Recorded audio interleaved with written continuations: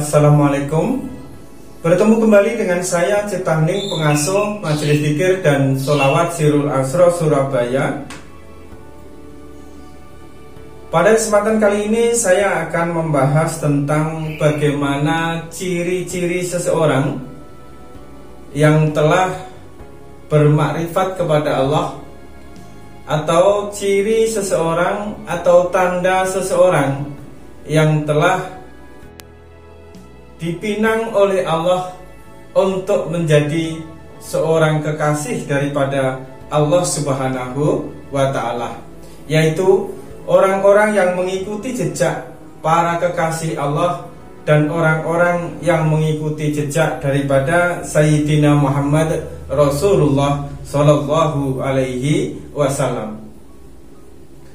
Sahabatku semua, meditasi kuantum dimanapun berada, salah satu tanda seseorang yang dekat kepada Allah dan sudah mulai dipinang oleh Allah Subhanahu wa Ta'ala untuk menjadi kekasihnya adalah mereka atau orang-orang yang telah sampai ke dalam ketenangan jiwa, yang telah sampai ke dalam surga, di mana dirinya, hatinya, dan segala sesuatu yang ada di dalam kehidupannya, dia telah mampu membuat dan mendidik segala keadaannya itu menjadi sesuatu yang menyenangkan, menjadi sesuatu yang membahagiakan, sehingga di dalam kehidupannya selalu bersyukur di dalam setiap keadaan dan kejadian yang diterima di dalam kehidupannya. Hidup ini tidak terlepas dari keadaan suka duka. Hidup ini tidak terlepas dari kejadian bangkrut, dari kejadian untung dan rugi, jatuh dan bangkit. Segala sesuatunya adalah merupakan utusan-utusan daripada Allah kepada diri kita. Tetapkah hati kita beriman kepada Allah, atau kita beriman selain daripada Allah? Iman di sini adalah menandakan hati seseorang tetap yakin kepada ketentuan Allah, tetap tidak berubah keadaan hatinya, keadaan rasanya, keadaan pikirannya oleh segala sesuatu selain daripada Allah Subhanahu wa Ta'ala. Allah mendatangkan sebuah kesedihan bagi kita. Allah mendatangkan sebuah kesempitan di dalam kehidupan kita, hanya untuk menguji sejauh mana diri kita, iman kita kepada Allah itu benar-benar kuat, atau hanya sekedar iman yang mudah sekali terombang-ambing oleh angin, oleh setiap keadaan yang datang kepada diri kita. Jadi yang namanya iman kepada Allah adalah hati kita tidak berubah, rasa kita tidak berubah, prasangka kita tidak berubah, pikiran dan segala sesuatu yang ada di dalam diri kita tidak berubah oleh keadaan suka dan duka. Tetap yakin, tetap senang, tetap bersyukur di dalam segala keadaan. Itulah tanda-tanda apabila iman seseorang itu telah kuat, telah terpatri di dalam dirinya, sehingga tidak berubah oleh suatu keadaan. Apabila kita masih bersedih dan berduka berkepanjangan di dalam setiap keadaan yang ada di dalam diri kita, yang mendatangi diri kita, yang sifatnya tidak menyenangkan, yang sifatnya merugikan bagi diri kita, kita berubah, hati kita menjadi luka, hati kita menjadi tergores oleh keadaan tersebut, maka ketahuilah sesungguhnya iman kita telah berubah, iman kita telah goyah, iman kita telah terganti dengan sesuatu keadaan, dengan suatu kondisi yang datang kepada diri kita.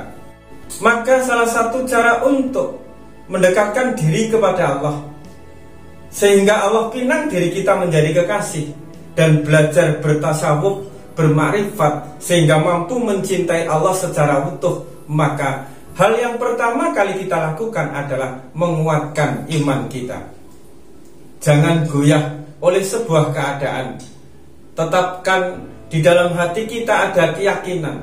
Tetapkan dan pastikan di dalam hati kita ada rasa syukur, ada kenyamanan di dalam setiap segala sesuatu yang datang ke dalam kehidupan kita.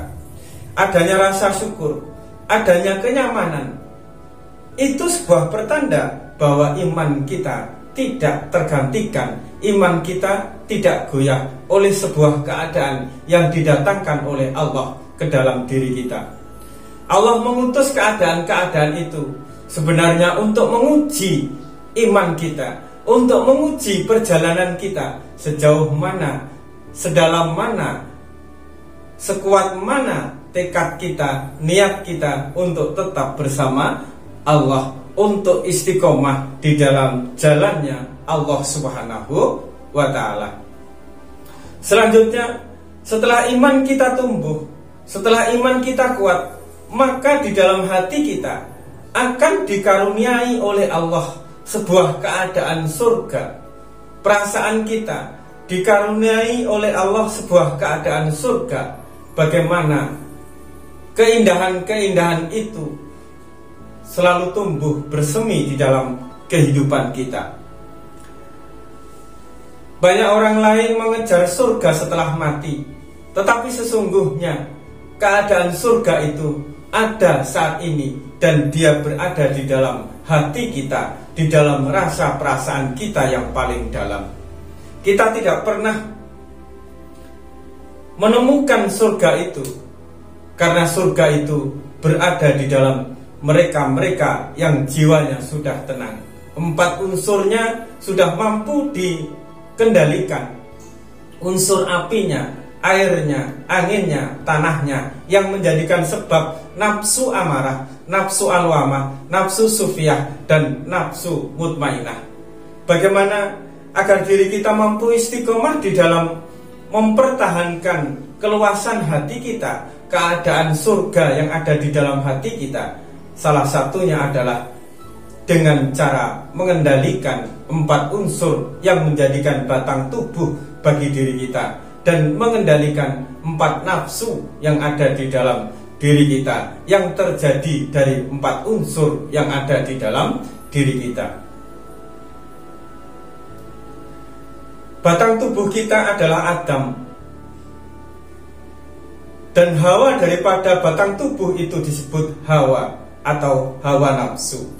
Maka apabila seseorang itu mengikuti kesenangan daripada batang tubuh, maka hawa nafsu itu pasti mengikutinya. Apabila seseorang telah terjerat di dalam 4 unsur, 4 nafsu, maka seseorang itu tidak akan bisa menemukan jiwa yang tenang.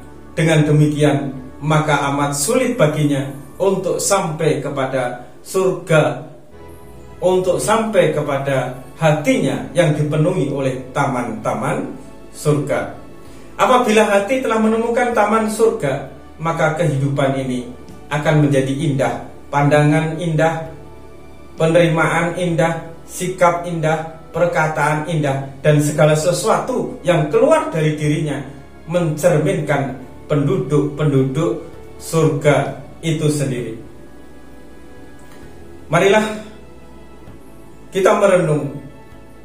Di dalam Islam ada istilah puasa. Puasa itu adalah untuk mengekang kebutuhan fisik kita, baik makan maupun minum, menjaga pendengaran kita, menjaga perkataan kita agar selalu di dalam keadaan baik, selalu mengeluarkan, selalu berkata-kata, selalu mendengar sesuatu yang bersifat baik. Itu adalah sebuah pelajaran bagi diri kita. Awalnya seseorang itu menuruti hawa nafsu. Seseorang itu muncul nafsunya begitu besar sehingga tidak mampu dikendalikan itu, karena seseorang itu awalnya ada menuruti kebutuhan, menuruti nafsu daripada batang tubuhnya. Makan harus enak, hidup harus enak, pakaian harus branded, segala sesuatunya harus dibeli dengan nilai yang mahal, dengan nilai yang bersusah payah, meskipun dari ngutang atau sejenisnya. Semua dia lakukan, pikirannya terkuras, hidupnya terkuras, fokusnya terkuras untuk memuja batang tubuhnya, untuk memenuhi segala hajat yang bersangkutan dengan kemewahan, kemegahan daripada batang tubuhnya. Jerawatan sedikit sudah bingung, panuan sedikit sudah bingung. Tetapi sama sekali di dalam hatinya tidak ada kebingungan apabila di dalam hatinya ada sebuah kebencian, ada sebuah keluh kesah yang tidak menerima segala ketentuan di dalam kehidupannya, segala keadaan di dalam kehidupannya, sehingga dia tidak mampu bersyukur kepada Allah Subhanahu wa Ta'ala. Seharusnya apabila kita memimpikan bertemu dengan Allah, mencintai Allah, seharusnya diri kita lebih khawatir apabila di dalam hati kita tidak mampu bersyukur di dalam setiap keadaan, suka maupun duka di dalam kehidupan kita. Maka daripada itu, belajarlah diri kita untuk mengekang keinginan-keinginan yang memuja batang tubuh kita, agar nafsu amarah, mutmainah, sufiyah, dan alwamah itu tidak muncul. Awalnya munculnya nafsu-nafsu itu karena diri kita terlalu memanjakan, terlalu memuja keindahan batang tubuh kita, kepuasan batang tubuh kita. Untuk itu, sebenarnya kita ini tidak pernah diusir oleh Allah dari keadaan surganya Allah. Yang menjadikan diri kita terusir itu karena diri kita mengikuti kemauan daripada batang tubuh, sehingga kita terjebak, dan mau tidak mau kita harus mengikuti ibu hawa yang berwujud hawa nafsu kita. Belajarlah untuk hidup sederhana, belajarlah untuk lebih bisa bermanfaat bagi orang lain. Niscaya disitulah hati kita akan dipenuhi oleh Allah, surga-surga, keindahan-keindahan. Apabila hati kita telah indah, maka kehidupan dunia ini pun akan terasa indah. Segala sesuatunya akan mudah, segala sesuatunya akan berkah dan berlimpah. Cukup sekian, semoga manfaat. Ingat, kita tidak pernah diusir oleh Allah dari surga. Diri kitalah yang terusir dari surga itu sendiri karena mengikuti Bapak Adam dan Ibu Hawa. Cukup sekian, semoga manfaat. Ingat, tetap waras dan tetap fokus. Wassalamualaikum warahmatullahi wabarakatuh.